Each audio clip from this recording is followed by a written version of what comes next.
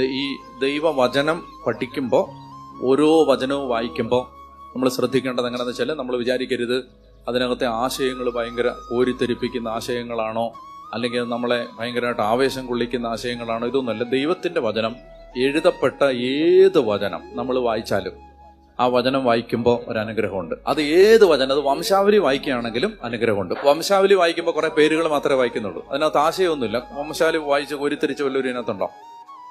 വംശാവലി വായിച്ചപ്പോൾ goose bumps വന്നവർ വല്ലതും ഇതിനകത്തുണ്ടോ? ഉണ്ടോ? രോമാഞ്ചം വന്നവർ ആരും ഇല്ലല്ലോ. ഇല്ല, ഉറക്കം വന്നതേ ഉള്ളൂ. പക്ഷെ വംശാവലി വായിക്കുമ്പോൾ പോലും അനുഗ്രഹമുണ്ട്. കാരണം എഴുതപ്പെട്ട വചനം, അത് ഏത് വചനം എടുത്ത് വായിച്ചാലും അതിനകത്ത് അനുഗ്രഹമുണ്ട്. കാരണം വചനം പറയുന്നത് എന്താണ്? കർത്താവിൻ്റെ വചനത്തിൻ്റെ ചുരുളഴിയുമ്പോൾ പ്രകാശം പരക്കും.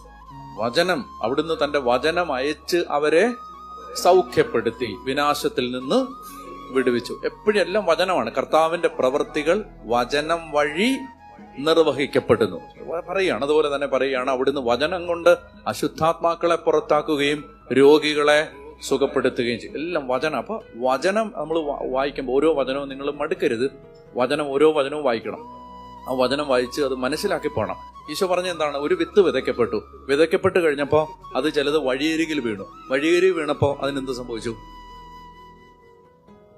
മനുഷ്യരതിനെ ചവിട്ടി തേച്ചു. പിന്നെ കുറച്ച് അത് കഴിഞ്ഞിട്ട് പിന്നെ അത് വേറെ കുറച്ച് എന്ത് ചെയ്തു? എവിടെ വീണു? പാറമേൽ വീണു. അപ്പൊ എന്തു പറ്റി?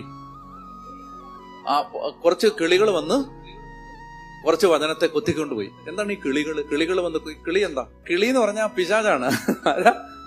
അതായത് വിതയ്ക്കപ്പെട്ട വചനത്തെ ആര് വന്ന് എടുത്തോണ്ട് പോകും? പിശാച് വന്ന് എടുത്തോണ്ട് പോകും. പിശാച് വന്ന് എടുത്തോണ്ട് പോകുന്നതിന് ഈശോ അതിന്റെ വ്യാഖ്യാനം പറയുമ്പോൾ ഇങ്ങനെ പറയുന്നുണ്ട്. ഏത് വചനം പിശാച് വന്ന് എടുത്തോണ്ട് പോണേ? ഒരു മനുഷ്യൻ വചനം കേട്ടിട്ട് ഗ്രഹിക്കാത്തപ്പോ സാത്താൻ വന്ന് എടുത്തോണ്ട് പോകും. ഗ്രഹിച്ച വചനം പിശാച് എടുക്കത്തില്ല. മനസ്സിലായോ? ഒരു വചനം ഗ്രഹിച്ചാൽ അതിന്റെ മേൽ പിശാചിന് അവകാശമില്ല. അത് ഉറച്ചുപോയി, അത് വളർന്നു, അത് ചെടിയായി.